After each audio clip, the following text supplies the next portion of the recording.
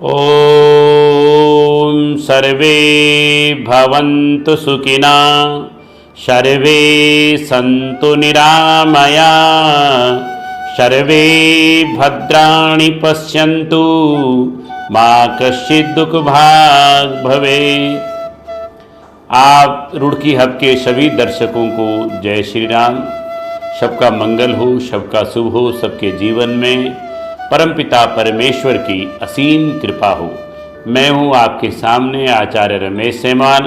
आज हम आए हैं एक नए विषय के साथ, रुड़की हब के साथ धर्म यात्रा का ये एपिसोड आपको कैसे लगा ये कमेंट में आप ज़रूर लिखें, और आपको क्या पसंद आता है इस पर भी आप प्रकाश डालें। धर्म अध्यात्म जागरण का या नवीन एपिसोड आपको अच्छा लगेगा। मैं अपने रुड़की हब के गौरव बत्स जी को और नितिन कुमार जी को आशीर्वाद देता हूं कि वे हमेशा अच्छे कॉन्सेप्ट को लेकर धर्म और अध्यात्म के विचारों को आपके सम्मुख प्रस्तुत हमारे द्वारा कराते रहते हैं। आज हम बात करेंगे गंगा दशहरा, गंगा अवतरण दिवस। गंगा दशहरा क्या है दर्शकों? गंगा जी का अवतरण दिवस 10वीं तिथि ज्येष्ठ मास के शुक्ल पक्ष को गंगा जी का अवतरण धरती पर हुआ था। ब्रह्मा जी के कमंडल से भगवान शंकर की जटाओं में और संसार के कल्याण के लिए धरती पर आई हैं मां गंगा। मां गंगा लोक कल्याण करती हैं, सबका कल्याण करती हैं। गंगा मां की कृपा से ही हमें सुंदर जल प्राप्त होता है, हरी भरी खेती प्राप्त होती है। तो गंगा दशहरा का पावन पर्व है। आपको मैं बता दूं 9 जून 2022 बृहस्पतिवार को गंगा दशहरा मनाया जाएगा। इस दिन है ज्येष्ठ मास शुक्ल पक्ष 10वीं तिथि, हस्ता नक्षत्र, व्यातिपात योग, गरकरण, कन्या का चंद्रमा और गुरुवार। पूर्णहात व्यापनी यानी पहले दिन 9 जून को यह मनाया जाएगा। शुक्ल पक्ष 10वीं को हस्ता नक्षत्र में गंगा दशहरा का पावन पर्व है। इस दिन आपको बंधुओं क्या करना चाहिए? मां गंगा की पूजा करनी चाहिए। किस प्रकार करनी चाहिए? मां गंगा को 10 प्रकार के पुष्प अर्पण करने चाहिए। 10 प्रकार के पुष्प, 10 दीपक, 10 प्रकार के पुष्प हों, 10 दीपक हों, 10 प्रकार के मिष्टान हों, 10 तांबूल हों, ये 10 फल हों, 10 प्रकार के फल भी चाहिए, ये अर्पण करना चाहिए। और 10 ब्राह्मणों को दक्षिणा देनी चाहिए। हर चीज 10 की स्थिति में होनी चाहिए, यानी 10 प्रकार की मिष्टान, 10 प्रकार के फल, 10 दीपक, 10 ब्राह्मणों को दक्षिणा, 10 तांबूल, 10 प्रकार के पुष्प, ये अर्पण होने चाहिए। 10 प्रकार के पापों के नाश के लिए ये चीज होनी चाहिए।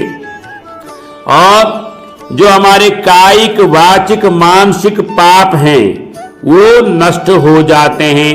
3 प्रकार के कायिक पाप, 3 प्रकार के कायिक पाप, 4 प्रकार के वाचिक पाप और 3 प्रकार के मानसिक पाप नष्ट हो जाते हैं गंगा दशहरा को पूजन करने से। इस दिन सत्तू का दान किया जाता है, वस्त्रों का दान किया जाता है, जल दान की इस दिन महिमा है। किसी गरीब को आप दान कर सकते हैं, वस्त्रों का दान, फलों का दान, सत्तू का दान, 16 मुट्ठी जौ, 16 मुट्ठी काले तिल का दान और मिष्टान का दान आप कर सकते हैं। इस दिन दान की महिमा है। गंगा में स्नान का 16 डुबकी आप गंगा जी में लगाएं तो आपको मनवांछित फल प्राप्त होगा। तो 16 डुबकी गंगा जी में स्नान का महत्व है, दान का महत्व है, जाप का महत्व है, उपासना का महत्व है, साधना का महत्व है।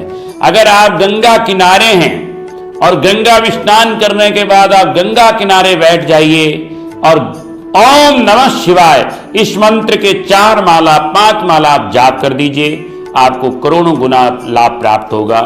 गंगा जी के किनारे आप यज्ञ करते हैं, हवन करते हैं, पूजा करते हैं, दान करते हैं तो आपकी मनोकामना पूर्ण होती है। मैंने जैसा बताया 10 प्रकार के पापों का शमन हो जाता है। गंगा पूजा का विशेष विधान है। गंगा जी में दुग्ध का स्नान कराएं, गंगा जी को नारियल अर्पण करें, गंगा जी को तिलक अर्पण करें, गंगा जी को चुनरी अर्पण करें, गंगा जी का विशेष पूजन संकल्पबद्ध होकर करेंगे तो आपकी मनोकामना पूर्ण होगी। गंगा जी की सफाई का संकल्प भी हमें लेना चाहिए उस दिन। गंगा जी में शुद्धता का वातावरण बने। गंगा माँ ही धरती पर प्राण वायु देने वाली है। जो ऊर्जा हमें मिलती है गंगा जल से, प्राणदायिनी है माँ गंगा। माँ गंगा की साफ सफाई रखना हमारा परम कर्तव्य है। इसलिए गंगा जी की सफाई का भी संकल्प आप करें, औरों को भी प्रेरित करें। और ये बहुत अच्छा दिन 9 जून 2022 को पड़ रहा है, गंगा दशहरा का पावन पर्व, जिसमें आप अपने 10 प्रकार के पापों का शमन के लिए गंगा माँ की पूजा कर सकते हैं, आराधना कर सकते हैं, साधना कर सकते हैं, गंगा जी का जल फल अर्पण कर सकते हैं। जैसे मैंने आपको पूरा विधान बताया है, तो गंगा जी की आराधना का दिन, गंगा जी की उपासना का दिन गंगा दशहरा, इसमें आप करें पूजा पाठ। गौ की सेवा का भी इस दिन बहुत महत्व है, दान का महत्व है, जाप का महत्व है। गंगा घाट पर जाकर अगर आप, एक और आपको बात बताता हूं, अगर आप कहीं नहीं जा सकते हैं, दूर पड़ता है सब, तो घर में ही गंगा जी का जो आपके पास गंगा जल है उसको आप अपने पानी में मिला करके उससे स्नान करें, उसका 3 बार पान करें। ओम केशवाय नमः, ओम माधवाय नमः, ओम गोविंदाय नमः। उस गंगा जल का पान करें। घर में सत्तू का दान करें। घर में आप 10 प्रकार के फल, 10 तांबूल, 10 दीपक, 10 प्रकार के मिष्टान, 10 प्रकार के पुष्प अर्पण करें। और भगवान माँ गंगा की आराधना घर पर भी कर सकते हैं। तो मैंने आपको बताया गंगा दशहरा का पावन पर्व, पुण्य पर्व के अवसर पर आप आराधना जरूर करें, उपासना जरूर करें। गंगा माँ का पूजन दुग्ध से, दही से, शहद से जरूर करें। गंगा जी की आरती करें और गंगा दशहरा को फल दान करें, वस्त्र दान करें, जल दान करें, यज्ञ करें, अनुष्ठान करें, तो आपको कोटि गुना लाभ प्राप्त होगा। और एक मैंने आपको बताया कि माँ गंगा धरती पर हम सब के लोक कल्याण के लिए आई हैं, इसलिए माँ गंगा की सफाई रखना, माँ गंगा का पूजा करना, सबको प्रेरित करना कि गंगा जी में कोई कूड़ा करकट आप न डालें। गंगा जी में जो नाले डल रहे हैं उनको भी आप सरकार पर दबाव बनाकर उन्हें हटाने का प्रयत्न करें। इन्हीं एक शब्दों के साथ माँ गंगा आप सबके परिवारों पर कृपा बनाए रखे। आप सबके जीवन में माँ गंगा की करुणामय दयामय कृपा हमेशा बनी रहे। इसी एक कामना के साथ मैं आचार्य सेमाल आपसे लेता हूँ विदा। जय श्री राम। हर हर गंगे, हर हर गंगे, हर हर गंगे।